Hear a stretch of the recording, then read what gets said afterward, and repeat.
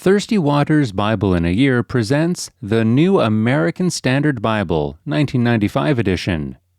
Day 25, Exodus chapters 22 through 24. Chapter 22, Property Rights. If a man steals an ox or a sheep and slaughters it or sells it, he shall pay 5 oxen for the ox and 4 sheep for the sheep.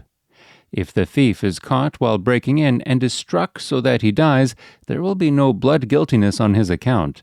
But if the sun has risen on him, there will be blood guiltiness on his account. He shall surely make restitution.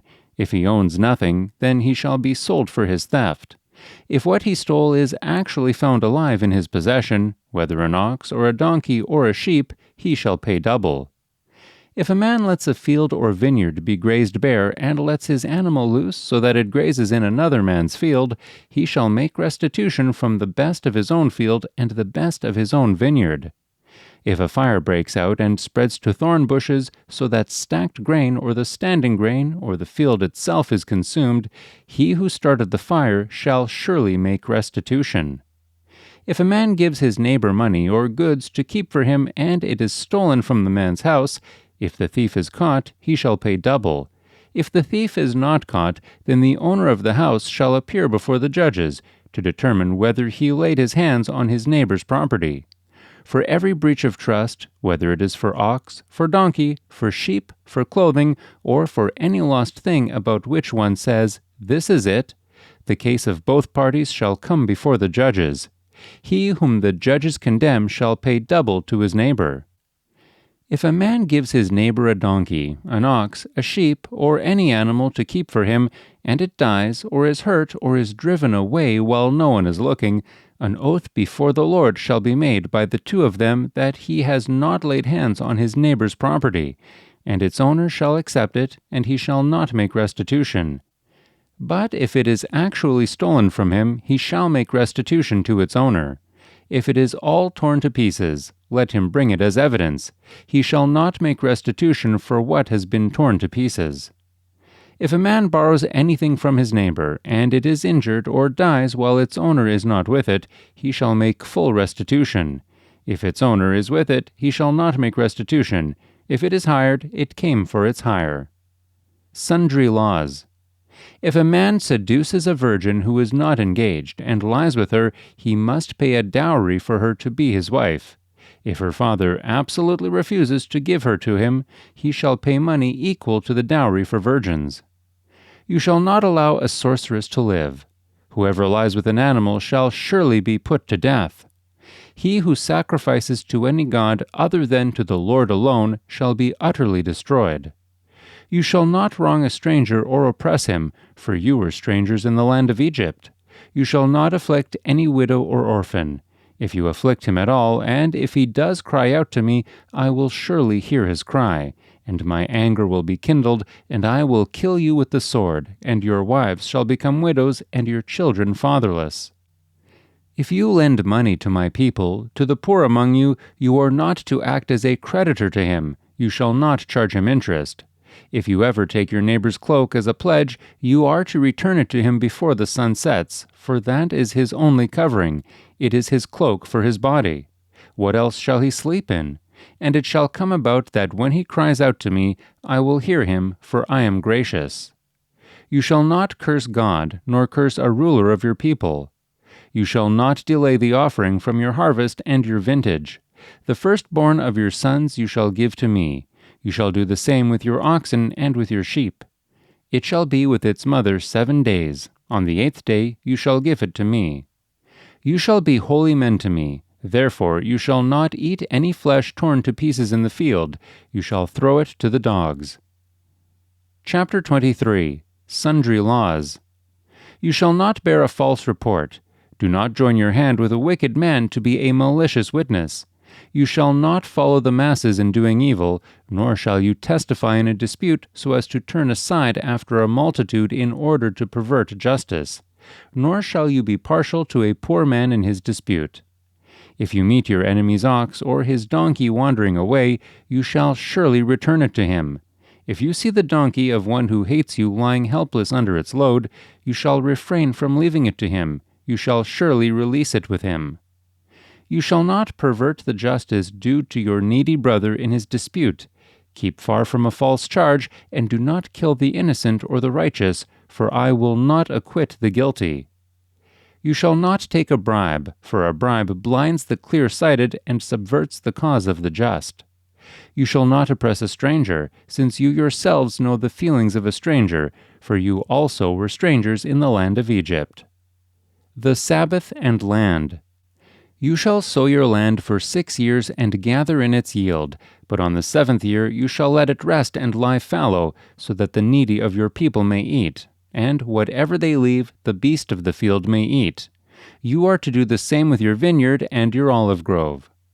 6 days you are to do your work, but on the 7th day you shall cease from labor, so that your ox and your donkey may rest, and the son of your female slave, as well as your stranger, may refresh themselves. Now concerning everything which I have said to you, be on your guard, and do not mention the name of other gods, nor let them be heard from your mouth. 3 national feasts. 3 times a year you shall celebrate a feast to me. You shall observe the feast of unleavened bread. For 7 days you are to eat unleavened bread, as I commanded you, at the appointed time in the month Abib, for in it you came out of Egypt. And none shall appear before me empty-handed. Also, you shall observe the feast of the harvest of the first fruits of your labors from what you sow in the field. Also, the feast of the ingathering at the end of the year, when you gather in the fruit of your labors from the field. 3 times a year all your males shall appear before the Lord God. You shall not offer the blood of my sacrifice with leavened bread, nor is the fat of my feast to remain overnight until morning.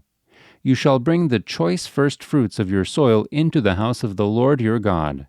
You are not to boil a young goat in the milk of its mother. Conquest of the land. Behold, I am going to send an angel before you to guard you along the way and to bring you into the place which I have prepared. Be on your guard before him and obey his voice. Do not be rebellious toward him, for he will not pardon your transgression, since my name is in him. But if you truly obey his voice and do all that I say, then I will be an enemy to your enemies and an adversary to your adversaries. For my angel will go before you and bring you into the land of the Amorites, the Hittites, the Perizzites, the Canaanites, the Hivites, and the Jebusites, and I will completely destroy them. You shall not worship their gods, nor serve them, nor do according to their deeds, but you shall utterly overthrow them and break their sacred pillars in pieces. But you shall serve the Lord your God, and he will bless your bread and your water, and I will remove sickness from your midst. There shall be no one miscarrying or barren in your land. I will fulfill the number of your days. I will send my terror ahead of you, and throw into confusion all the people among whom you come, and I will make all your enemies turn their backs to you. I will send hornets ahead of you, so that they will drive out the Hivites, the Canaanites, and the Hittites before you. I will not drive them out before you in a single year, that the land may not become desolate and the beasts of the field become too numerous for you. I will drive them out before you little by little, until you become fruitful and take possession of the land. I will fix your boundary from the Red Sea to the Sea of the Philistines, and from the wilderness to the river Euphrates. For I will deliver the inhabitants of the land into your hand, and you will drive them out before you. You shall make no covenant with them or with their gods. They shall not live in your land, because they will make you sin against me. For if you serve their gods, it will surely be a snare to you. Chapter 24. People affirm their covenant with God. Then he said to Moses, Come up to the Lord, you and Aaron, Nadab and Abihu, and 70 of the elders of Israel, and you shall worship at a distance. Moses alone, however, shall come near to the Lord, but they shall not come near, nor shall the people come up with him. Then Moses came and recounted to the people all the words of the Lord and all the ordinances. And all the people answered with one voice and said, All the words which the Lord has spoken we will do. Moses wrote down all the words of the Lord. Then he arose early in the morning, and built an altar at the foot of the mountain with 12 pillars for the 12 tribes of Israel. He sent young men of the sons of Israel, and they offered burnt offerings and sacrificed young bulls as peace offerings to the Lord. Moses took half of the blood and put it in basins, and the other half of the blood he sprinkled on the altar. Then he took the book of the covenant and read it in the hearing of the people, and they said, "All that the Lord has spoken we will do, and we will be obedient." So Moses took the blood and sprinkled it on the people, and said, "Behold the blood of the covenant, which the Lord has made with you in accordance with all these words." Then Moses went up with Aaron, Nadab, and Abihu, and 70 of the elders of Israel, and they saw the God of Israel, and under his feet there appeared to be a pavement of sapphire, as clear as the sky itself. Yet he did not stretch out his hand against the nobles of the sons of Israel, and they saw God, and they ate and drank. Now the Lord said to Moses, "Come up to me on the mountain, and remain there, and I will give you the stone tablets with the law and the commandment which I have written for their instruction." So Moses arose with Joshua his servant, and Moses went up to the mountain of God. But to the elders he said, "Wait here for us until we return to you. And behold, Aaron and Hur are with you. Whoever has a legal matter, let him approach them." Then Moses went up to the mountain, and the cloud covered the mountain. The glory of the Lord rested on Mount Sinai, and the cloud covered it for 6 days. And on the 7th day he called to Moses from the midst of the cloud. And to the eyes of the sons of Israel the appearance of the glory of the Lord was like a consuming fire on the mountain top. Moses entered the midst of the cloud as he went up to the mountain, and Moses was on the mountain 40 days and 40 nights.